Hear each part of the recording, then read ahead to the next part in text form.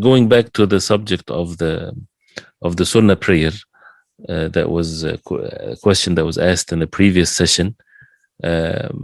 Yes, there is a narration, I kind of overlooked it, by Ibn Umar radiallahu anhuma, and this was narrated by Hafs ibn Asim, that he was with him traveling in the path to Mecca, and he prayed 2 rak'ah for Dhuhr.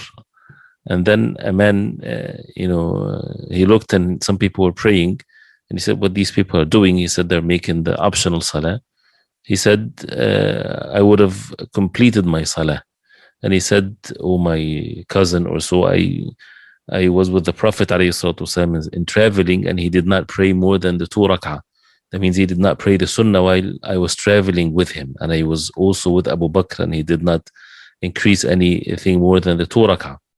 And the same thing with Umar and Uthman.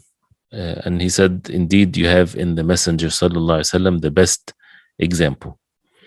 And this is what because of that, some said it's not to pray the sunnah prayer whatsoever. But of course, we know that Sunnatul Fajr, the Prophet ﷺ used to pray it. So that does not include Sunnat al-Fajr.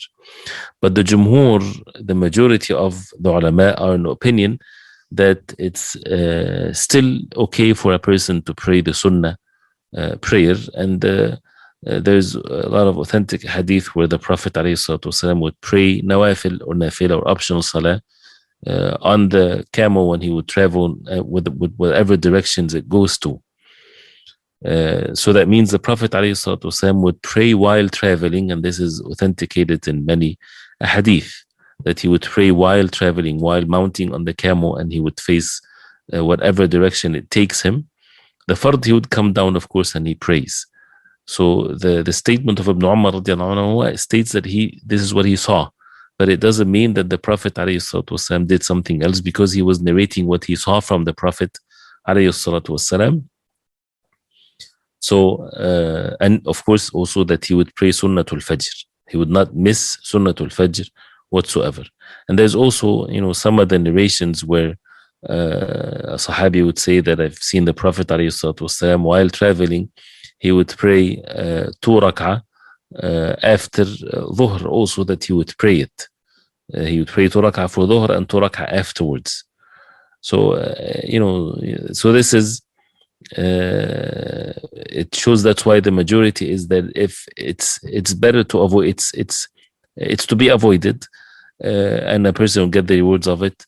But it's either way, it's fine for a person to pray it or not to pray it. Either way, because of the different hadith, Wallahu a'lam. And if a person is in a place like in Mecca or so, he doesn't have to pray the sunnah prayer, but rather a person can pray the optional salah because of the virtue of the place. No.